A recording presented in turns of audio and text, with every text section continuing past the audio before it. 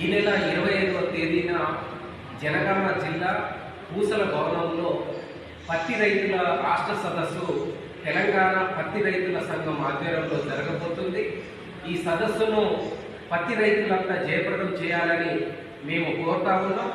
ఎందుకంటే పత్తి రైతులు ఎదుర్కొంటున్న సమస్యలను, అదే రకంగా మార్కెట్లో వచ్చే ఆటంకాలు, వీటన్నిటి మీద ఈ సదస్సులో చర్చించబోతున్నాం.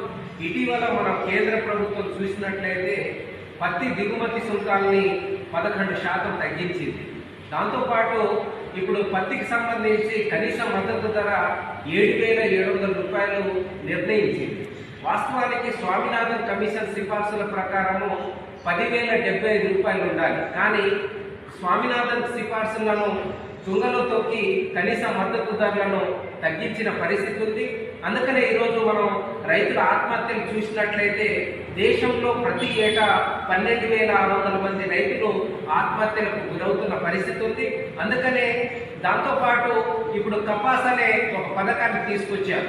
అంటే యాప్ ద్వారా రైతులు నమోదు చేసుకుంటేనే ఈరోజు CCIలో కొనుగోలు చేయడానికి అర్హత ఉంటుందనే దాని గురించి ఆ పథకాన్ని తీసుకొచ్చారు. దాంట్లో ఇప్పటి వరకు నమోదు చేయలేదు.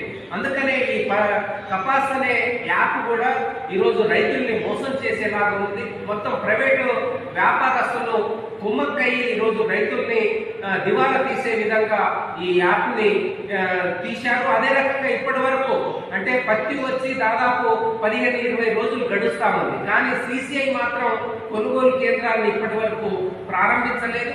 అందుకనే తక్షణం CCI కూడా కొనుగోలు కేంద్రాన్ని ప్రారంభించాలని మేము డిమాండ్ చేస్తున్నాం. వీటిలాంటి అనేకమైన సమస్యల మీద చర్చించి భవిష్యత్తులో కార్యాచరణను రూపొందించడం కోసం ఈ సదస్సు జరగబోతుంది. కాబట్టి పత్తి రైతుల సదస్సును జయప్రదం చేయాలని పత్తి రైతులందరినీ కోరడం జరుగుతాం.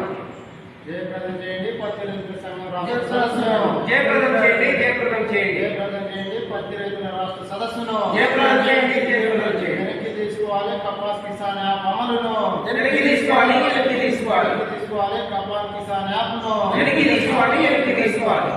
రద్దు చేయాలి పత్తిపై 13% సుంకాన్ని రద్దు చేయాలి, రద్దు చేయాలి. పత్తిపై 13% సుంకాన్ని విరమించుకోవడానికి వెనక్కి తీసుకోవాలి, తీసుకోవాలి. వర్ధిల్లాలి పత్తి రైతుల ఐక్యత, వర్ధిల్లాలి, వర్ధిల్లాలి, వర్ధిల్లాలి పత్తి రైతుల ఐక్యత, వర్ధిల్లాలి.